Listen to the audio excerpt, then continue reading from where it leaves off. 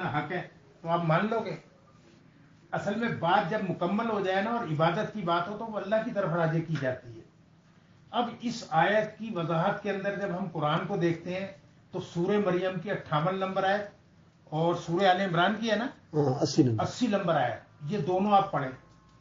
सूरह मरियम की 58 नंबर आयत में पैगंबरों का नाम लिया जा रहा है, उसमें यूसुफ अलैहिस्सलाम और याकूब अलैहिस्सलाम का भी नाम ले रहा है अल्लाह ताला। और अल्लाह ताला कह रहा है जब इनके सामने अल्लाह की कोई निशानी आती है तो रोते हैं और सजदे में गिर जाते हैं। ये आदत बता रहा है उनकी। ये जो है ना, ये कितने नंबर आया तो आपने बताया? सूरह मरियम की 58, 50 और 8 इसमें लिखा हुआ है। लिखा हुआ सब, उसमें सब लिखा हुआ है, आयतें लिखी हुई, उसमें सब लिखा है।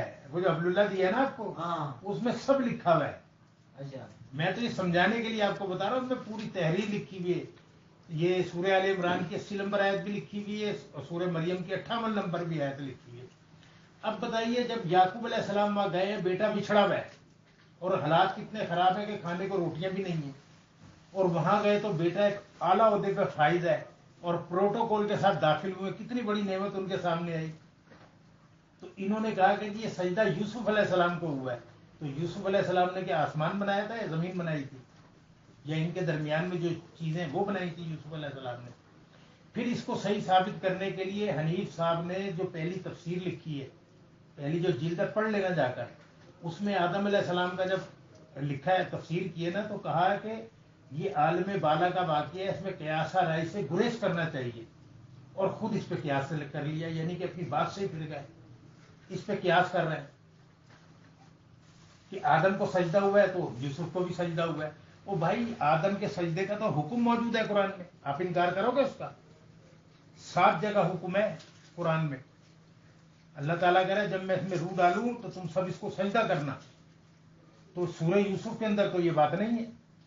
फिर हनीफ साहब का क्लिप मौजूद है, वो कहते हैं कि ये अल्लाह का हुक्म है और अल्लाह की मसीयत है और अल्लाह राजी हो गया था इस सजदे से। ये तीनों बातें झूठी हैं कुरान के अंदर। ये सूरह यूसुफ में साबित ही नहीं कर सकते कि अल्लाह ने हुक्म दिया यूसुफ को सजदा करो, और ना अल्लाह की मसीयत है और ना ही अल्लाह राजी हुआ था।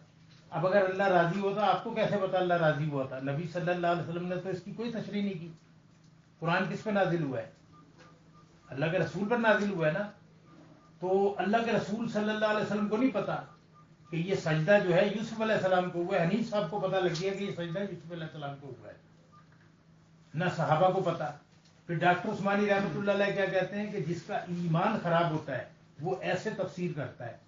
इमाम बुखारी ख्वाबों की ताबीर का बाप बांधा है और यूसुफ अलैहिस्सलाम का ख्वाब लेकर आए वो, और यही बात जो हम बयान कर रहे हैं ना, यही बात वहां लिखी हुई है। सजदे का जिक्र ही नहीं किया उन्होंने इसके अंदर। अब ये लोगों को गुमराह कैसे करते हैं कि ली साजिदीन, मुझे सजदा कर रहे हैं, 4 नंबर आयत, और फौरन 100 नंबर आयत पढ़वाते हैं। अब बीच की सारा खा जाते हैं ये कि सूरज और चांद सितारे ली साजिदीन, मुझे सजदा कर रहे हैं, खर्रु लहू सुजदा। फिर वो कहते हैं कि यूसुफ अलैहिस्सलाम कहते हैं ना ये मेरे ख्वाब की ताबीर है, तो कहते हैं सजदा मेरे ख्वाब की ताबीर है, जबकि वो ताबीर आगे बता रहे हैं यूसुफ अलैहिस्सलाम। वो कहते हैं कि शैतान ने हमारे दरमियान फर्क डाल दिया था, इख्तलाफ पैदा कर दिया था।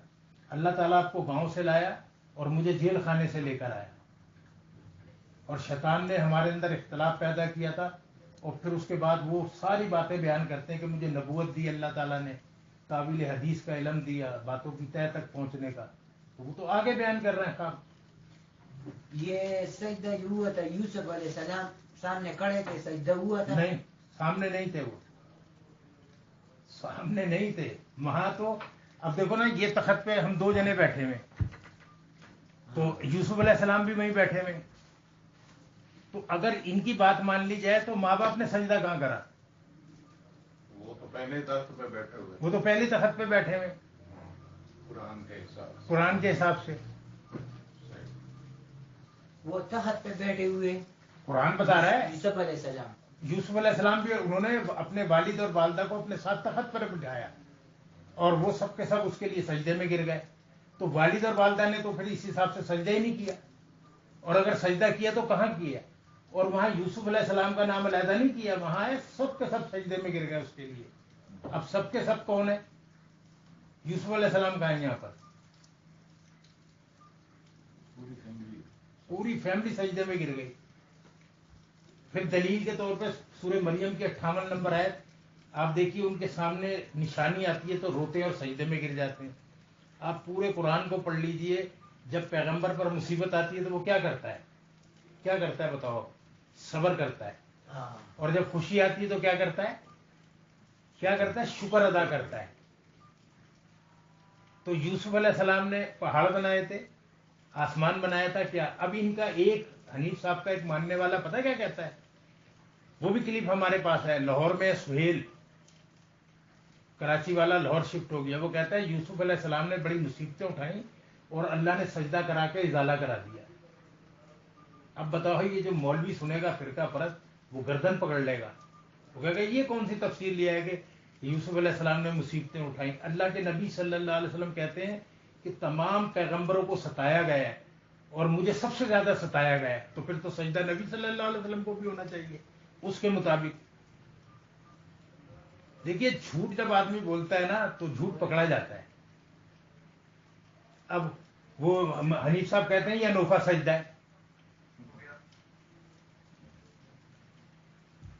تو یہ سب قرآن کے خلاف ہے. کہتے انوکھا سجدہ ہے، انوکھا سجدہ ہے. بلکہ اس میں حبل اللہ میں انہوں نے لکھا یہ فقید المثال سجدہ ہے. فقید المثال یعنی کہ اس کی کوئی مثال نہیں ہے. ہاں. اب جب مثال نہیں ہے تو آدم علیہ السلام سے کیوں اس کو کیوں مثال دیتے ہو؟ مثال کیوں دیتے ہو؟ یہاں بھی غلط ہو گئے. جب آپ خود ہی کہہ رہے ہو نا کہ اس کی کوئی مثال نہیں ہے، تو پھر آدم علیہ السلام سے اس کی کیوں تشبیہ دے رہا ہو؟ یہاں بھی آپ کی بات غلط ہو گئی. پھر آگے جا کے نا جب انہوں نے اس پورے مضمون کو سمیٹ رہے ہیں تو وہاں کہتے ہیں کہ آخر یہ غلط فہمی کیوں پیدا ہوئی ہے اس سلسلے میں. اور پھر لکھتے ہیں کہ یہ غلط فہمی یوں پیدا ہوئی ہے کہ سجدہ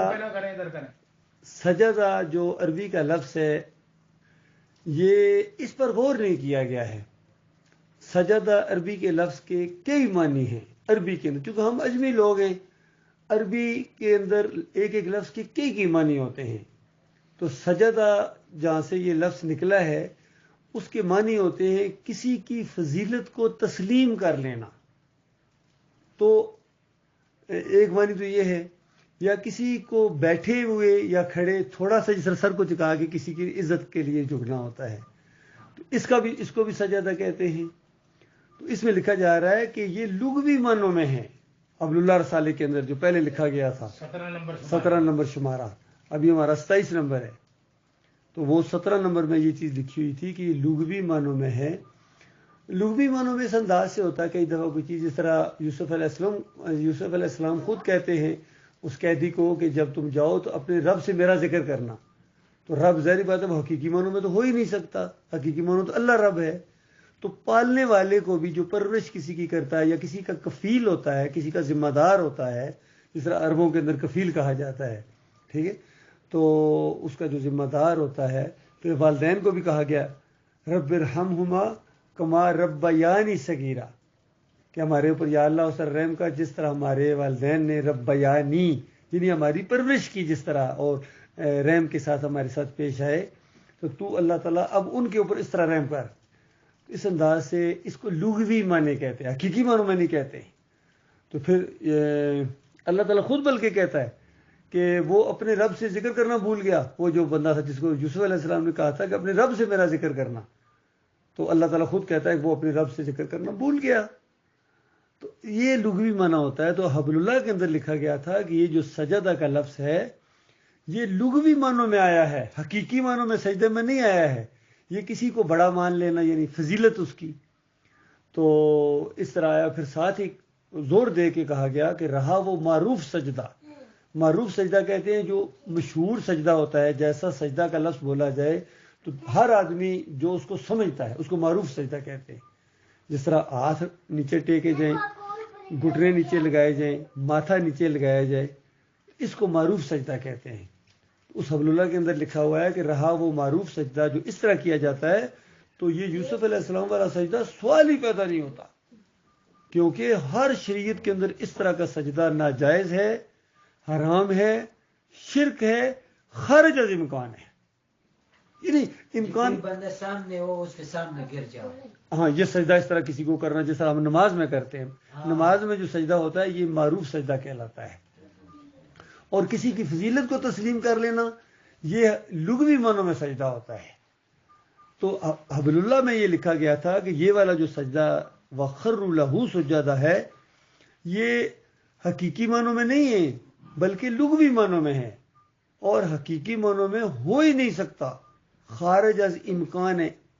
خارج از امکان اس کو کہتے ہیں کہ کوئی بندہ اگر آپ کو کہے کہ سوچ لو شاید ہوا ہو، تو یہ اس کو کہتے ہیں امکان ہے، لیکن اس میں لکھا ہوا ہے کہ خارج از امکان ہے، یعنی امکانات میں صرف اس کو خارج کر دیا گیا ہے، امکان ہی کوئی نہیں ہے. تو اس پر جماعت کا اتفاق تھا. تو بعد میں جب یہ واسطہ پڑا ان کا دوسرے لوگوں سے، تو وہاں جس طرح سعودیوں کی تفسیر میں بھی یہ چیز لکھی ہوئی ہے.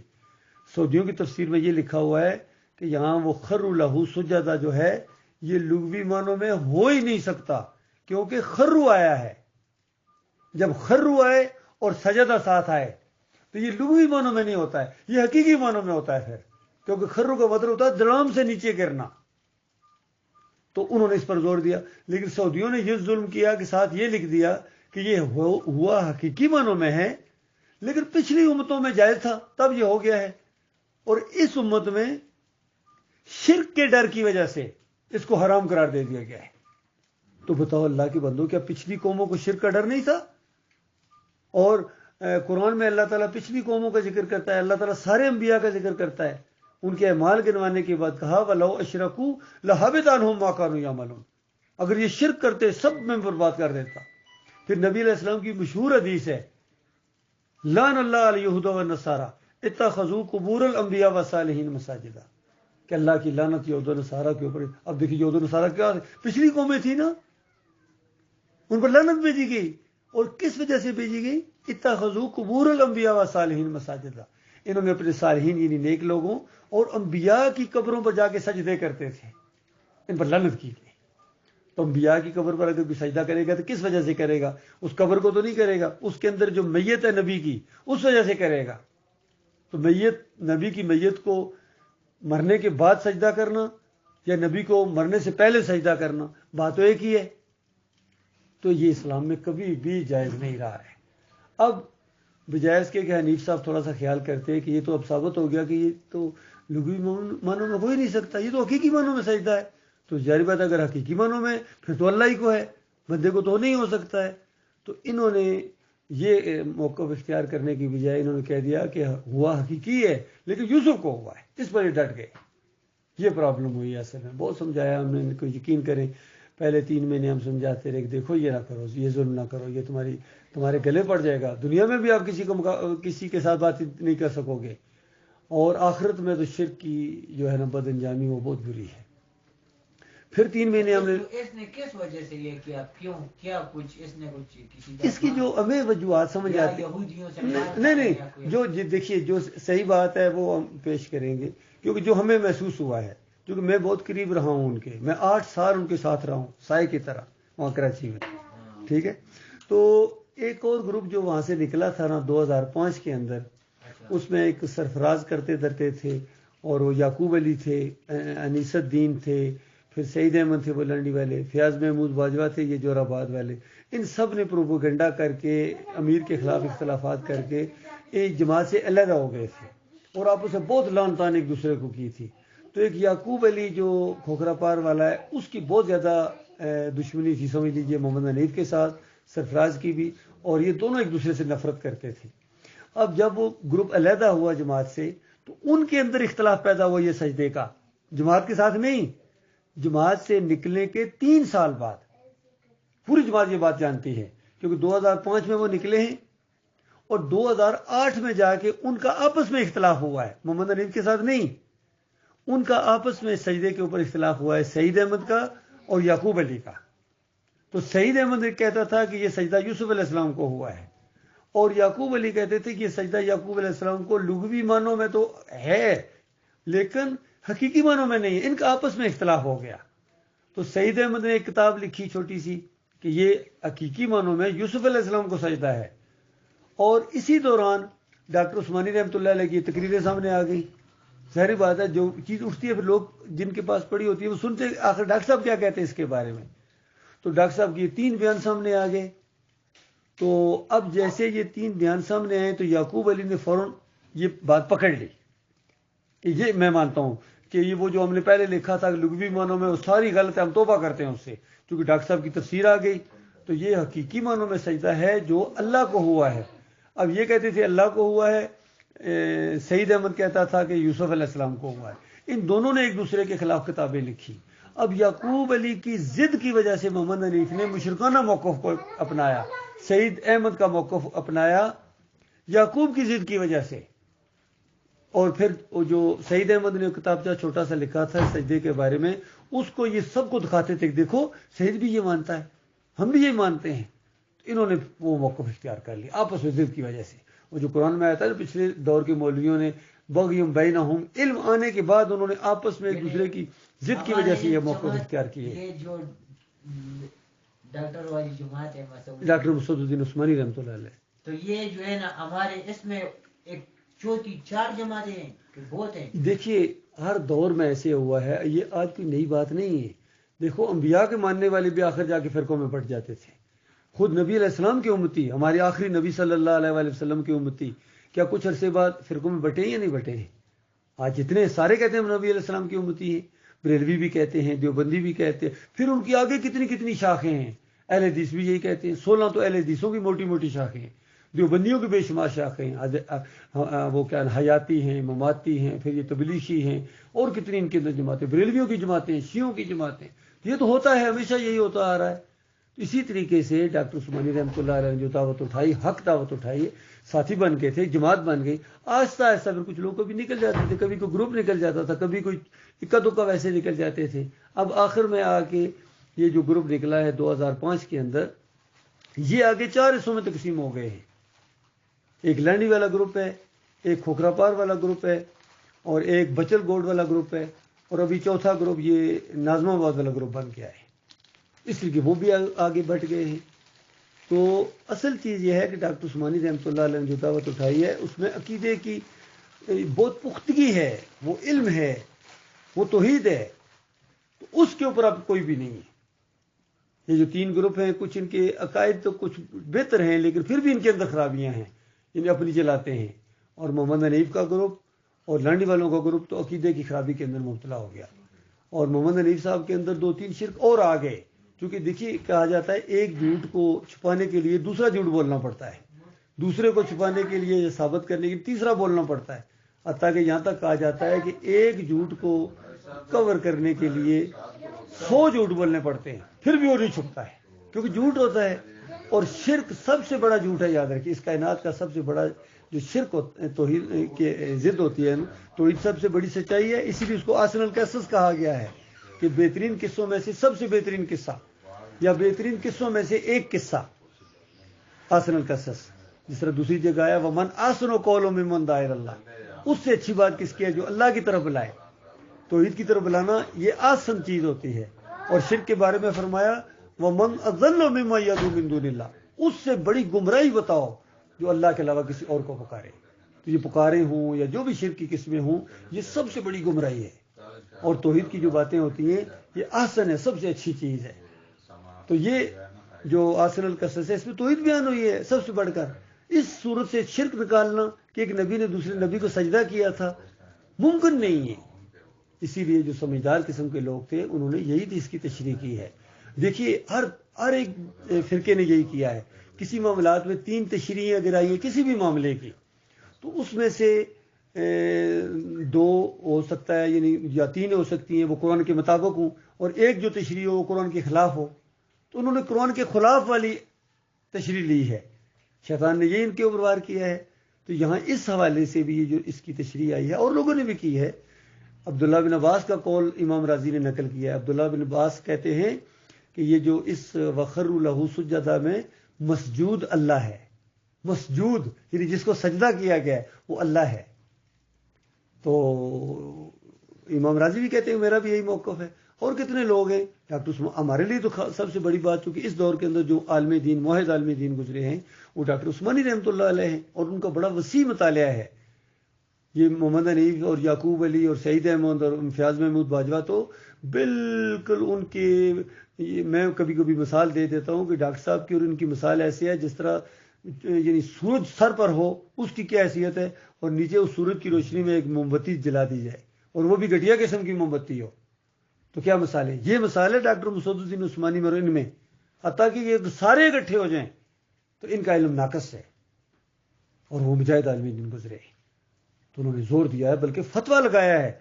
फतवा अगर ना होता डॉक्टर साहब का तो फिर इनका मामला जरा यानी उस अंदाज से, लेकिन फतवा जब आ गया, और ये फतवा किसी बरेलवी आलम दीन का नहीं है या किसी अहले हदीस आलम दीन का नहीं है, ये डॉक्टर मसूदुद्दीन उस्मानी का फतवा है कि जिनका ईमान खराब है वो इस तरह तफसीर करता है। देखिए फतवा लगाने का जरा अंदाज देखिए इनके डॉक्टर। साथ जो ये कुरान मजीद पढ़े हैं ना, जी जी ये जलंधरी वाले, हाँ जी जी। ये आपके साथ भी पढ़े? देखिए ये जितने तफसीर इनकी आई हैं ना, ये तर्जमे लोगों ने किए हैं, तो चूंकि मुशरकाना माहौल है, हर तरफ उनके दिमागों के अंदर ये शिरक है, उन्होंने इस तरह किया है।